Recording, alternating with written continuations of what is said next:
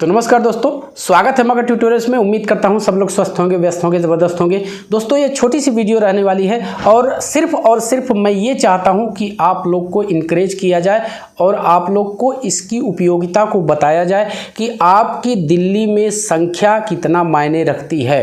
हालांकि कल मैंने लाइव स्ट्रीम किया था और जिस हिसाब से आप लोगों के रिएक्शंस आए हैं हम बहुत उत्साहित हैं और खुद दीपक सर और आशुतोष सर ने भी कहा कि जो एक संख्या हम एक्सपेक्ट कर रहे थे वो संख्या शायद इस बार दिल्ली में हो जाए। और विश्वास कीजिए दोस्तों, केवल संख्या की मार है। यदि आप ये काम कर जाते हैं यानी आप फिजिकली दिल्ली में उपस्थित हो जाते हैं तो विश्वास कीजिए जो हम चाहते हैं वो कर लेंगे।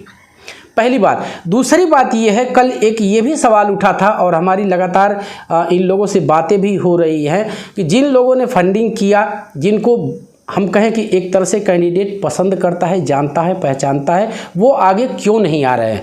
तो इस संबंध में भी हम जल्दी ही आपको एक लाइव स्ट्रीम शेड्यूल करने के चक्कर में हैं और हमारा प्रयास है कि अगर वो साथ नहीं दे रहे हैं तो क्यों नहीं दे रहे हैं, क्या मायने, क्या वो ये समझते हैं कि ऐसे कदम से कुछ नहीं होने वाला है। इन कदमों से क्या कुछ हो सकता है ये आप लोगों ने नीट के उदाहरण में देख लिया। यदि नीट भी एक केस करके घर में बैठे रहता, सड़कों पे नहीं उतरता और इस तरह के पॉलिटिकल प्रेशर क्रिएट नहीं करवाता तो क्या आपको लगता है कि जो सलूशन निकल के आया है, हालांकि अभी जो डिमांड्स हैं, माथे पे मेरे आपको पसीना दिखाई दे रहा होगा, लेकिन आज गर्मी बहुत ज़्यादा है और मैं कूलर या फैन चला देता हूं तो फिर आवाज़ की क्वालिटी जो है कहीं ना कहीं प्रभावित हो जाती है। तो मैं ऐसा समझता हूं कि आपको आवाज़ सही से मिल पानी चाहिए। 5 मिनट 10 मिनट पसीना ठीक है, वो हम झेल लेंगे, कोई दिक्कत नहीं है। चलिए, तो मैं ये कह रहा था कि ठीक है, यदि आपके नज़र में, क्योंकि ये सवाल काफ़ी प्रमुखता से मैंने उठाया था कि ठीक है, जब लीगल एक्शन की बात है, लीगल एक्शन आपने लिया, उसमें बच्चों ने बढ़ चढ़ के फंडिंग किया, सबने बहुत महत्वपूर्ण हम कहें कि बढ़ चढ़ के सहयोग किया। ठीक है, उसका रिजल्ट जो कुछ भी आया या फिर आगे भी अभी वो प्रोसीडिंग्स कोर्ट की चल ही रही हैं और 29 जुलाई में है तो थोड़ा सा अभी समय है। तो इस समय का क्यों न उपयोग जो एक राजनीतिक प्रेशर बनवाने के लिए जो संवैधानिक संस्थाएं हैं उनके ऊपर क्यों न किया जाए, इस तरह के प्रयास क्यों न किए जाए। और इस पे देखिए, मेरा एक साफ सा व्यू है, मैं बारी बारी से कोशिश कर रहा हूँ कि ठीक है, यदि आपको ऐसा लगता है कि ये कदम जो दिल्ली में धरना प्रदर्शन या विरोध प्रदर्शन या फिर सरकार के विरोध में जो कुछ भी इलेक्ट्रॉनिक मीडिया या सोशल मीडिया का प्रयोग, यदि इसको आप गैर ज़रूरी समझते हैं तो फिर आके वही चीज़ आप ऑन कैमरा बोल दीजिए, ठीक है हम मान लेंगे। और यदि गैर ज़रूरी है तो क्यों है, जब आप ये बोलेंगे कि ये कदम गैर ज़रूरी है तो फिर क्यों गैर ज़रूरी है ये आपको बताना ही पड़ेगा। तो हम ऐसी कोशिश में है। और यदि नहीं, आप ये नहीं कहना चाहते हैं, सिर्फ ये सोचते हैं कि वहाँ जाने से परेशानी होगी, तकलीफ़ें उठानी पड़ेगी, दिक्कत हो सकती है, तो मैं ये चीज़ कहना चाहता हूँ कि तो ये हम बिल्कुल कह सकते हैं कि आपने कहीं न कहीं एक दोधारी तलवार की तरह कार्य किया है कि ठीक है, मैंने कल एक बात और कही थी कि ठीक है आप मुझे ही फंडिंग कर दीजिए ना, मैं सुनवाई करवा लूँगा, जाके पैसे देने सुनवाई करवाने, उसमें क्या बहुत वो करना है।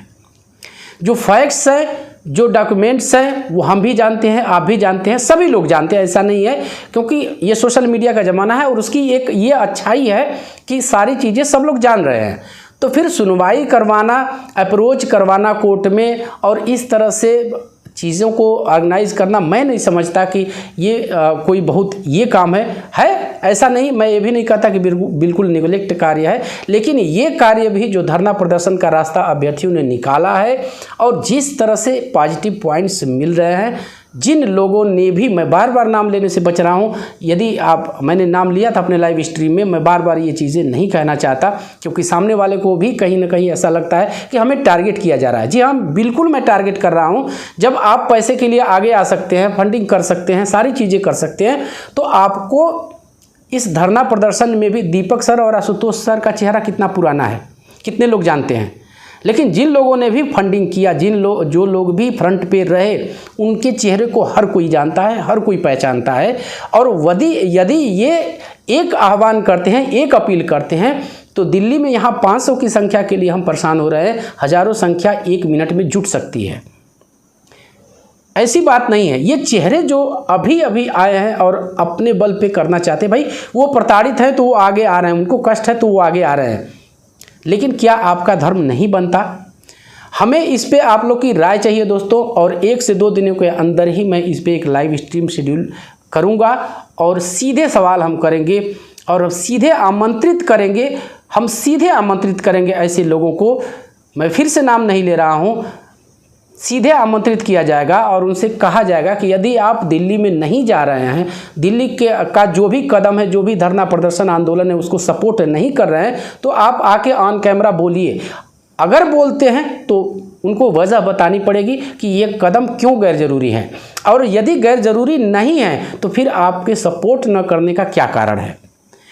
आप लोग कमेंट कीजिएगा, ऐसा लाइव स्ट्रीम होना चाहिए, इस तरह की बातचीत, इस तरह की परिचर्चा होनी चाहिए या फिर नहीं होनी चाहिए। जवाबदेही सबकी है, ऐसा नहीं है कि आप सिर्फ फंडिंग कीजिए और जहाँ पे मेहनत करने की बात है, जहाँ पे एक परिश्रम की बात है, वहाँ पे आप पीछे हट जाएं।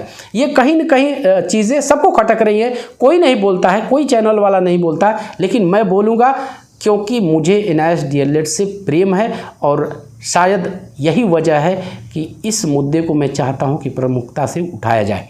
तो बस दोस्तों यही कहना था आपसे, और चलते चलते वही रिक्वेस्ट दोस्तों, कृपया इस चैनल को लाइक शेयर और सब्सक्राइब ज़रूर कीजिए दोस्तों। जब आप ऐसा करते हैं तो हमें को मोटिवेशन ज़रूर मिलता है। मिलते हैं अगली वीडियो में, तब तक के लिए नमस्कार।